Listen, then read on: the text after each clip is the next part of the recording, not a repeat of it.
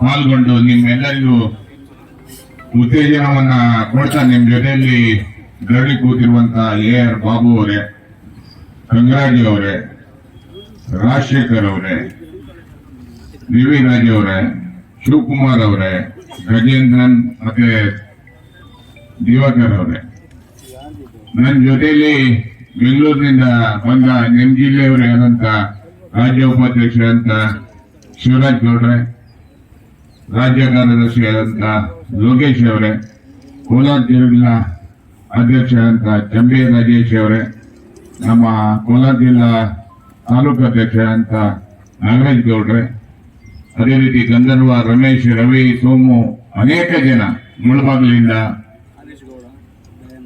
ದಯಾನಂದ್ ಮಾಲೂರಿಂದ, ಹರೀಶ್ ಗೌಡ, ಕೃಷ್ಣಮೂರ್ತಿ ಮತ್ತೆ ಎಲ್ಲ ಬೆಂಗಳೂರಿಂದ ಬಂದಿದ್ದೀರ. ವಿಶೇಷವಾಗಿ ನಮ್ಮ ಬೆಂಗಳೂರು ನಗರ ಸಂಚಾಲಕರಂತ ಚಾರ್ಲ್ಸ್ ಅವರು, ಅವರಿಗೂ KGFಗೂ ತುಂಬಾ ಅವಿನಾಭಾವ ಸಂಬಂಧ ಇರಬೇಕು. ಹಣ ಈ ತರ ಆಗ್ತಾ ಇದೆ, ನೀವು ಇದ್ರ ಬಗ್ಗೆ ಹೋರಾಟಕ್ಕೆ ತಿಳಿಯಲೇಬೇಕು ಹೇಳಿ ನೀವು ಯಾವಾಗ ಧರಣಿ ಕೂತ್ರೋ ಒಂದು ವಾರ ಆಗ್ತಾನೆ ನನ್ನನ್ನು ಬಿಟ್ಟಿಲ್ಲ. ನಾನು ಅನೇಕ ಕಡೆ ನಮ್ಮ ರಾಜ್ಯೋತ್ಸವದ ಸಭೆಗಳಲ್ಲಿ, ಅನೇಕ ತಾಲೂಕು ಕ್ವಾರ್ಟರ್ಗಳಲ್ಲೆಲ್ಲ ನಿಮ್ಮ ಹೋರಾಟದ ವಿಷಯಗಳನ್ನ ನಾನು ಮಾತಾಡ್ತಾ ಇದ್ದೆ. ಅದಾದ್ಮೇಲೆ ಮಾನ್ಯ ಕೇಂದ್ರ ಮಂತ್ರಿಗಳಾದಂತಹ ಕುಮಾರಸ್ವಾಮಿ ಅವರಿಗೆ, ಪ್ರಹ್ಲಾದ್ ಜೋಶಿ ಅವರಿಗೆ ಮೇಲ್ಗಳನ್ನ ಹಾಕೋದ್ರ ಮುಖಾಂತರ ಒತ್ತಡವನ್ನ ಹಾಕುವಂತ ಕೆಲಸವನ್ನ ನಾವು ಮಾಡ್ತಾ ಇದ್ದೀವಿ. ಡಾಕ್ಟರ್ BR ಅಂಬೇಡ್ಕರ್ ಅವರು ಸಂವಿಧಾನವನ್ನ ಈ ದೇಶಕ್ಕೆ ಕೊಟ್ಟಿದ್ದಾರೆ, ಕಾರ್ಮಿಕರಿಗೆ ಒಂದು ನ್ಯಾಯವನ್ನ ಕೊಟ್ಟಿದ್ದಾರೆ. ಆ ನ್ಯಾಯದ ಪ್ರಕಾರ ನಡ್ಕೊಳ್ಳಿ ಅಂತೇಳಿ ನೀವು ಕೇಳ್ತಾ ಇದ್ದೀರಾ. ಕೋಲಾರ ಜಿಲ್ಲೆಗೆ ನಮ್ದು ಅನೇಕ ಕೊಡುಗೆಗಳಿದೆ, ಅನೇಕ ಹೋರಾಟಗಳನ್ನ ಮಾಡಿದೀವಿ. ಯರಗೋಳು ಡ್ಯಾಮ್ ತುಂಬಬೇಕಾದ್ರೆ ಮೊದಲನೇ ಹೋರಾಟ ನಮ್ದೇನೆ. ಎತ್ತಿನ ಹೊಳೆ ನೀರನ್ನ ನಮ್ಮ ಕೋಲಾರ ಜಿಲ್ಲೆ ಕೊಡಿ, ಕುಡಿಲಿಕ್ಕೆ ನೀರು ಕೊಡಿ, ತರಕಾರಿ ಬೆಳಿಲಿಕ್ಕೆ ನೀರು ಕೊಡಿ ಅಂತೇಳಿ ಕೋಲಾರದಿಂದ ಬೆಂಗಳೂರು ತನಕ ಪಾದಯಾತ್ರೆ ಮಾಡಿದಂತ ಸಂಘಟನೆ ಕರ್ನಾಟಕ ರಕ್ಷಣಾ ವೇದಿಕೆ. ಅದೇ ರೀತಿ ಬೆಮಲ್ ಕಾರ್ಖಾನೆ ನಿಮ್ಮ ಕಾರ್ಮಿಕರ ಪರವಾಗಿ 10 ವರ್ಷಗಳ ಹಿಂದ್ಗಡೆ ನಮ್ಮ ಸಂಘಟನೆಯಲ್ಲಿ ಹೋರಾಟ ಮಾಡಿದೆ. ಆ ಪೇಪರ್ ಕಟಿಂಗ್ ಇದೆ, ನಿಮ್ ಪರವಾಗಿ ನಾವು ಮುಂಜಾನೆ ಇದ್ದೀವಿ. ಅತಿ ಹೆಚ್ಚು ಕನ್ನಡದ ಪರವಾಗಿ ಹೋರಾಟ ಮಾಡ್ತೀವಿ, ಅದೇ ರೀತಿ ಕಾರ್ಮಿಕರ ಪರವಾಗಿ ಹೋರಾಟ ಮಾಡ್ತೀವಿ.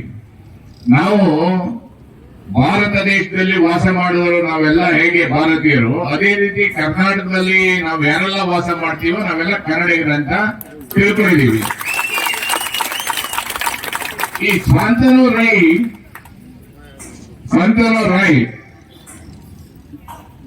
ಉತ್ತರ ಭಾರತದಲ್ಲಿ ಇರ್ಬೋದು, ನಮ್ಮ ಕರ್ನಾಟಕ ಬಂದು ಸುಮಾರು ವರ್ಷ ಆಯ್ತು. ಅವನು ಇಲ್ಲಿಯವರಾಗಿ ಬದುಕಬೇಕಿತ್ತು, ಇಲ್ಲಿಯ ಕಾರ್ಮಿಕರ ಪರವಾಗಿ ಇರಬೇಕಿತ್ತು. ನಮ್ಮವ್ರ ಪರವಾಗಿ ಇಲ್ಲ ಅಂದ್ರೆ ಅವ್ನು ನಮ್ಮವರಲ್ಲ ಅಂತ ನಾವು ಖಂಡಿತವಾಗಿ ತಿಳ್ಕೊಂತೀವಿ. ಕರ್ನಾಟಕದವನಲ್ಲ, ಭಾರತೀಯನಾಗಿದ್ರು ಸಹ ಕರ್ನಾಟಕ ಜನತೆಗೆ ಅವನು ನ್ಯಾಯವನ್ನ ಕೊಡಬೇಕಿತ್ತು, ಕೊಟ್ಟಿಲ್ಲ. ಈ ಹೋರಾಟವನ್ನ ಇಲ್ಲಿಗೆ ನಿಲ್ಲಿಸುವಂತ ಮಾತೇ ಇಲ್ಲ. ಖಂಡಿತವಾಗ್ಲೂ ಕರ್ನಾಟಕ ರಕ್ಷಣಾ ವೇದಿಕೆ ನಿಮ್ ಪರವಾಗಿ ನಿಂತೀವಿ, ಎಚ್ಚರಿಕೆಯನ್ನು ಕೊಡ್ತಾ ಇದ್ದೀವಿ. ನಮ್ಮ ಪೊಲೀಸ್ ಅಧಿಕಾರಿಗಳು ಇಲ್ಲೇ ತಗೊಳ್ತಾ ಇದ್ದಾರೆ, ವಿಡಿಯೋ ತಗೊಳ್ತಾ ಇದ್ದಾರೆ. ಇಂಟೆಲಿಜೆನ್ಸ್ ಸಂದೇಶ ಕೊಡಿ, ಕಾರ್ಮಿಕರ ಪರವಾಗಿ ಪೊಲೀಸರ ಗುಂಡಿಗೆ ಎದೆ ಕೊಡದಿದ್ರೆ, ಮೊದಲನೇ ಬಲಿಯಾಗೋದಿದ್ರೆ ಪ್ರವೀಣ್ ಶೆಟ್ಟಿ ಅಂತ ಬರ್ಕೊಂಡ್ಬಿಡಿ. ನಿಮ್ಮ ಕೇಂದ್ರ ಕಚೇರಿ ಏನಿದೆ ಸಂಪಂಗಿ ರಾಮನಗರ, ಆ ಕೇಂದ್ರ ಕಚೇರಿಗೆ ಮುತ್ತಿಗೆ ಹಾಕುವಂತಹ ದಿನವನ್ನ ನಾವೆಲ್ಲ ಕೂತ್ಕೊಂಡು ನಿರ್ಧಾರವನ್ನ ಮಾಡೋಣ. ನೀವು ಸಹ ಅಂತಿಮ ಘಟ್ಟದ ಹೋರಾಟಕ್ಕೆ ರೆಡಿಯಾಗಿದ್ದೀರಾ ಅಂತ ನನಗೆ ಗೊತ್ತಾಗುತ್ತೆ. ಯಾಕಂದ್ರೆ 15 ದಿನ ನಿಮ್ಮ ಹೆಂಡತಿ ಮಕ್ಕಳನ್ನ ಬಿಟ್ಟು ನೀವು ಧರಣಿ ಕೂತಿದ್ರ ಅಂದ್ರೆ ನಿಮ್ಮ ಹೊಟ್ಟೆ ಯಾವ ರೀತಿ ಉಳಿತಾ ಇದ್ದೀವಿ ಅಂತ ನನಗೆ ಗೊತ್ತಾಗಬೇಕಿತ್ತು. ಕೇಂದ್ರದ ಸಚಿವರಿಗೆ ಗೊತ್ತಾಗಬೇಕಿತ್ತು. ಕುಮಾರಸ್ವಾಮಿ ಅವರಿಗೆ ಈ ನೆಲದ ಮೇಲೆ ಪ್ರೀತಿ ಇದೆ, ಕಾರ್ಮಿಕರ ಮೇಲೆ ಪ್ರೀತಿ ಇದೆ, ರೈತರ ಮೇಲೆ ಪ್ರೀತಿ ಇದೆ. ಆದ್ರೆ ಕೋಲಾರ ಜಿಲ್ಲೆಯಲ್ಲಿ ನಿಮ್ಗೆ ಒಂದು MP ಕೊಟ್ಟಿದ್ದಾರೆ. ಏನ್ ಹೆಸರು ಅವ್ರ್ದು? ಮಲ್ಲೇಶ್ ಮಲ್ಲೇಶ್ ಬಾಬು, ಸಜ್ಜನ ವ್ಯಕ್ತಿ. ಮಲ್ಲೇಶ್ ಬಾಬು ಅವರೇ ಜೆಡಿಎಸ್ಗೆ 3 MP ಕೊಟ್ಟಿರೋದು, ಅದರಲ್ಲಿ ಕೋಲಾರದವರು ಸಹ ಒಂದು. ನೀವು ನಿಮ್ಮ ಕುಮಾರಸ್ವಾಮಿ ದೇವೇಗೌಡರ ಮುಖಾಂತರ ಬೆಮೆಲ್ ಕಾರ್ಮಿಕರ ಪರವಾಗಿ ನೀವು ಮೋದಿ ಅವ್ರ ಜೊತೆ ಮಾತಾಡಬೇಕಾಗುತ್ತೆ, ನ್ಯಾಯವನ್ನ ಕೊಡಬೇಕಾಗುತ್ತೆ ಅನ್ನೋದು ಒತ್ತಾಯವನ್ನ ಮಾಡ್ತಾ ಇದ್ದೀವಿ. ಅದೇ ರೀತಿ ನಮ್ಮ ಶಾಸಕರು ರೂಪಾ ಶಶಿಕಲಾ ಅವ್ರ ತಂದೆಯಲ್ಲಿ 7 ಬಾರಿ MP ಆಗಿ ಕೇಂದ್ರ ಸರ್ಕಾರದಲ್ಲಿ ಕೆಲಸ ಮಾಡಿದಂತವರು, ಅವರು ಸಹ ಈ ಹೋರಾಟಕ್ಕೆ ಬಂದಿರ್ಬೋದು, ನಿಮ್ಮ ಪರವಾಗಿ ಇರ್ತಾರೆ ಅಂತ ನನ್ನ ಅನಿಸಿಕೆ. ನಾವು ಸಂಪಂಗಿ ರಾಮನಗರಕ್ಕೆ ಬಂದವಾಗ ಲಾಠಿ ಚಾರ್ಜ್ ಗೋಲಿಬಾರ ಮಾಡಿದ್ರೆ ನಿಮ್ ತಂದೆನಲ್ಲಿ ಮಿನಿಸ್ಟರ್ ಇದ್ದಾರೆ, ಎಚ್ಚರಿಕೆಯನ್ನು ಕೊಡ್ತಾ ಇದ್ದೀವಿ. ನೀವು ನಮ್ಮ ಪರವಾಗಿ ಇಲ್ಲಿ ಹೋರಾಟಕ್ಕೆ ಬರಬೇಕಾಗುತ್ತೆ, ದಿನಾಂಕವನ್ನ ಘೋಷಣೆ ಮಾಡ್ತೀವಿ ಅನ್ನೋ ಎಚ್ಚರಿಕೆಯನ್ನ ಕೊಡ್ತಾ ಇದ್ದೀವಿ. ಒಟ್ಟಾರೆ ನಿಮ್ಮ ಪರವಾಗಿ ನಾವಿದ್ದೀವಿ. ಇವತ್ತು ಏನಿದೆ ಕರ್ನಾಟಕದಲ್ಲಿ ಇಂಜಿನಿಯರ್ನ ರೆಡಿ ಮಾಡುವಂತಹ ಫ್ಯಾಕ್ಟರಿ ಅಂದ್ರೆ ಕರ್ನಾಟಕ 200 ಇಂಜಿನಿಯರ್ ಕಾಲೇಜ್ ಈ ದೇಶದಲ್ಲಿ ಇಲ್ಲೂ ಇಲ್ಲ. 200 ಇಂಜಿನಿಯರಿಂಗ್ ಕಾಲೇಜ್ಗಳು ಕೊಟ್ಟಿರುವಂತದ್ದು ಕರ್ನಾಟಕ. ನಾವು ಇಂಜಿನಿಯರ್ನ ತಯಾರು ಮಾಡ್ತಾ ಇದೀವಿ. ನೀವೇನ್ ಮಾಡ್ತಾ ಇದ್ದೀರಾ? ಇಲ್ಲಿ ಕೆಲಸ ಮಾಡ್ತಾ ಇರುವಂತಹ 20-25 ವರ್ಷದಿಂದ ಟೆಂಪರರಿ ಆಗಿ ನಿಮಗೆ ಸೇವೆಯನ್ನ ಸಲ್ಲಿಸ್ತಾ ಇರುವಂತಹ ಕಾರ್ಮಿಕರಿಗೆ ಅಲ್ಲೇ ಇಟ್ಟಿದ್ದೀರಾ. ಯಾರೋ ಉತ್ತರ ಬರ್ತಾ ಅಧಿಕಾರಿ ಬಂದಂತವನು ಆನ್ಲೈನ್ ಮುಖಾಂತರ ಹೊರ ರಾಜ್ಯದವರಿಗೆ ನೀವು ಏಕಾಏಕಿ ಪರ್ಮನೆಂಟ್ ಕೆಲಸ ಕೊಡ್ತೀರಾ ಅಂದ್ರೆ ನಾವೇನು ಬಳಿ ಕೊಟ್ಬಿಟ್ಟಿದೀವಾ? ಕಿತ್ತೂರು ರಾಣಿ ಚೆನ್ನಮ್ಮ ಹೊರಗೆ ಒಬ್ಬವ ಸಂಗೊಳ್ಳಿ ರಾಯಣ್ಣ ಹೋರಾಟ ಮಾಡಿ ತನ್ನ ಹಕ್ಕುಗಳನ್ನ ಪಡೆದಿರುವಂತಹದ್ದು. ಆ ರೀತಿಯ ಹೋರಾಟಕ್ಕೆ ನಾವು ನಿಲ್ಬೇಕಾಗುತ್ತೆ ಅನ್ನುವಂತ ಎಚ್ಚರಿಕೆಯನ್ನ ಕೊಡ್ತಾ ಇದ್ದೀವಿ. ಖಂಡಿತವಾಗಲೂ ಕಾರ್ಮಿಕರ ಪರವಾಗಿ ನಾವು ಇರ್ತೀವಿ. ಈ ಹೋರಾಟ ಬರೀ ಕೆಜಿಎಫ್ಗೆ ಸೀಮಿತವಾಗಿರಲ್ಲ. ನಾಳೆಯಿಂದ ರಾಜ್ಯದ ಮೂಲೆ ಮೂಲೆಯಲ್ಲಿ ನಿಮ್ಮ ಪರವಾಗಿ ಉಸಿರನ್ನ ಎತ್ತುವಂತ ಕೆಲಸ ಕರ್ನಾಟಕ ಮಾಡ್ತೀವಿ.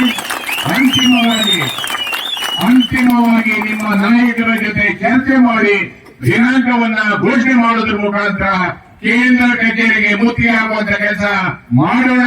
ಅದಕ್ಕೂ ಮುಂಚೆ ಕೇಂದ್ರ ಸಚಿವರಾದಂತಹ ಈ ರಾಜ್ಯದ ಪ್ರಭಾವಿ ಸಚಿವರಾದಂತಹ ಪ್ರಹ್ಲಾದ್ ಜೋಶಿ ಅವರು, ಶೋಭಾ ಕರಂದ್ಲಾಜೆ ಅವರು, ಕುಮಾರಸ್ವಾಮಿ ಅವರು ಈ ಕೂಡಲೇ ಇದರ ಬಗ್ಗೆ ಗಂಭೀರವಾದ ಚರ್ಚೆಯನ್ನ ಮಾಡಿ ಅವರಿಗೆ ನ್ಯಾಯವನ್ನ ಕೊಡಿಸಬೇಕನ್ನುವಂತ ಒತ್ತಾಯವನ್ನ ಕರ್ನಾಟಕ ರಕ್ಷಣಾ ವೇದಿಕೆ ಮಾಡ್ತಾ ಇದ್ದೇವೆ. ಅದೇ ರೀತಿ ನಿಮ್ಮ ಕಾರ್ಮಿಕ ಸಂಘಟನೆಗಳು ಅನೇಕ ಸಂಘಟನೆಗಳ ಮುಖಾಂತರ ಒಟ್ಟಿಗೆ ಕೇಂದ್ರ ಕಚೇರಿಗೆ ಮುತ್ತಿಗೆ ಹಾಕುವಂತ ಕೆಲಸ ಮಾಡೋಣ.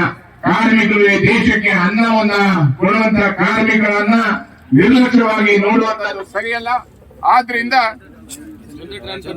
ಆದ್ರಿಂದ ನಾವೆಲ್ಲರೂ ಸಹ ನಿಮ್ಮ ಪರವಾಗಿ ನಿಲ್ತೀವಿ, ನಿಮ್ಮ ಪರವಾಗಿ ಇರ್ತೀವಿ ಅಂತ ಹೇಳ್ತಾ ಕನ್ನಡ ಬರೀ ನಮ್ಮ ಸಂಗಡ ಮನೆಗೊಬ್ಬ ತೀರ ಮುನ್ನುಗ್ಗಿ ಬಾರ, ಸ್ನೇಹಕ್ಕೂ ಬದ್ಧ, ಸಮರಕ್ಕೂ ಸಿದ್ಧ, ಹೋದರೆ ಹೋಗಲಿ ತಲೆಹಾರಿ, ಬಿದ್ದರೆ ಬೀಳಲಿ ಮೈ, ನೇತರು ಕಾರಿ. ಕಾರ್ಮಿಕರ ಪರವಾಗಿ ಜೀವ ಕೊಡಲಿಕ್ಕೂ ಸಿದ್ಧವಾಗಿರುವಂತಹ ಸಂಘಟನೆ ಕರ್ನಾಟಕ ರಕ್ಷಣಾ ವೇದಿಕೆ. ನಮಸ್ಕಾರ.